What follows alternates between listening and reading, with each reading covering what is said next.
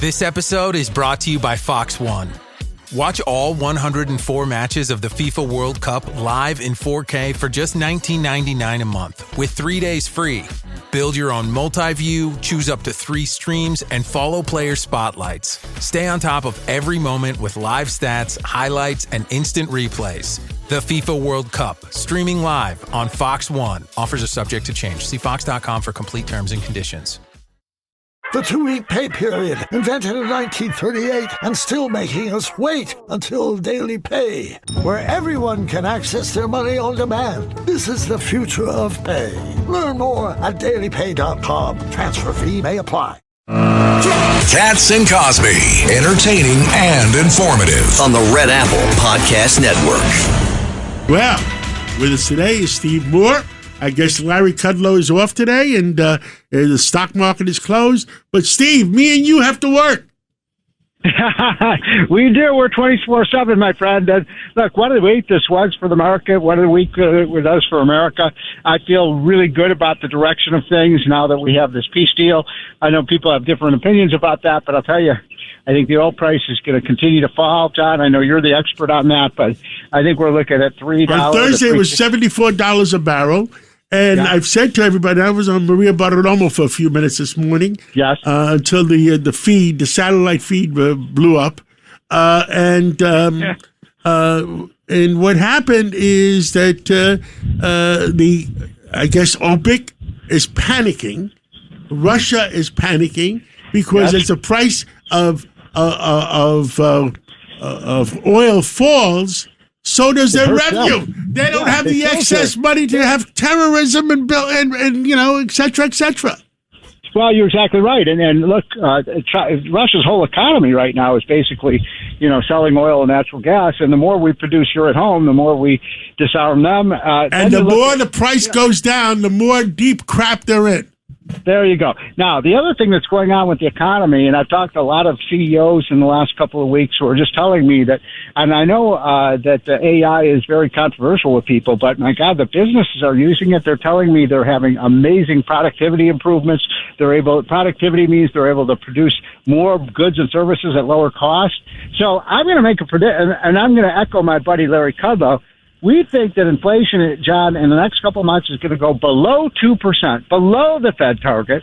We're at 4.2% now. We think we're going to be at 2%, 1%, or maybe even 0. And then the Fed chair has a reason to lower interest rates, and I think he's going to lower interest rates. And I think the Fed chair, who spoke before, he was just playing the violin to the people that wanted to hear the violin the other way. Yeah. So basically, the market reacted when he spoke. What was that? Wednesday or Thursday? I'm confused in my days. I think it was Wednesday. And there's a big sell-off, and they think that he's going to raise rates at the next meeting. No, I don't think so. He's an inflation hawk. He wants to keep inflation low. But given the lower gas prices that are coming and the productivity improvements that are happening and the blockbuster IPOs, I don't see any reason to be raising rates right now. And I think the next direction, John, is down, not up, with interest rates at the Fed. I'm a believer, and you're 110% right, Steve Moore. In all of this great economy is going on, and that $19 trillion that Trump is predicting, even if it's $10 trillion, is not here yet. And as it comes here, the economy is going to get even better. Yeah, and it's a very simple construct that the Fed chairman in the past have not always believed in, which is when you have more economic growth, you have more productivity, you have more products that you're selling, more oil on the market, the price goes down. It doesn't go up. And that means, and as the price goes down, then you add to that the lower interest rates, the lower tax, the lower gas prices are like a tax cut. I mean, I'm bullish on America right now. We're the number one growing economy in the world. Everybody's looking at America saying, what is going on in that country? It's all growth, it's prosperity, it's wealth. I mean, we're going to have 2 more $1 trillion IPOs. It's amazing. Now, why is Iran, why are all these countries taking us up and down the roller coaster? The truth is they want the price of oil to go up. For every dollar it goes up, it means a lot of money to them, okay? So I want every listener worldwide to hear what I'm saying. that they're stirring the pot for the price of oil to go up because oil is money. Of course, it's black money. But here's the point. There's so much oil, and there's so much, our drillers get better and better in terms of their productivity. And so look, this is going to be some, no, look, there are going to be some bumps in the road. There always are. When who Lord knows what's going to happen with Iran next. But, all right, one last thing before we go to a break, Steve Moore. And I want just your opinion. If Iran is getting money or if the IRGC is getting money from somewhere, which one of our allies is double-crossing him and feeding him money? I do not know the answer to that one, my friend. I'm not a foreign policy expert, but I think, one of the things I'm just asking you for gut feeling. Well, I'm going to say this. We've learned through the last 4 or 5 months who our friends are, who are not our allies that we can rely on. And we don't have a lot of allies that we can rely on right now, frankly.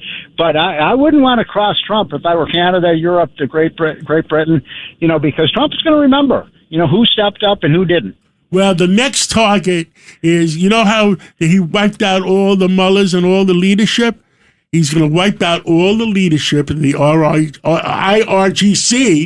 and say, goodbye, guys. Well, he knows exactly where they are. You know who else needs new leadership? The entire European Union. They're a bunch of commie cowards. Cowards. Listen, cowards, right. France, we saved their behind how many times already? Yeah, many times. Well, But Rita, I want to make sure that everybody knows that tomorrow at 10 a.m., you got Larry Kudlow for 3 hours. Then, you know what comes after Larry Kudlow for 3 hours? More money, ka-ching, ka-ching, ka-ching. More money. We're going to tell you how to make more money, folks. So tune in. Ratings are great, John. I think we're talking negotiating with John Catsimatidis is tough, but I think we're going to get that second hour. Oh, there you go. John, what do you say? Did you hear that? Let's put him on the spot right now. Don't worry. We if you come up with great guests like a non-answer instead of answer. Brand X, you got it. John, you'd be good at politics. Okay. So thank you, Steve Moore, and Good I'll luck, be listening Steve. to you more. I'll be listening to you between 1 and 2 o'clock tomorrow afternoon after Larry Kudlow. Don't forget, Rita, it's morning in America. It is. It absolutely is. It's great to talk to you. Good luck, Steve. Happy days are here again. Yeah, where's the song? Yeah, we love that song. It's Friday. Come on. It's Friday. Happy days are here again. The skies above The market's going to hit 60,000. That would be great. Sing a song of cheer again. Happy days are here again. Steve Moore, I'll be listening to you and Larry Kudlow tomorrow. Thank you.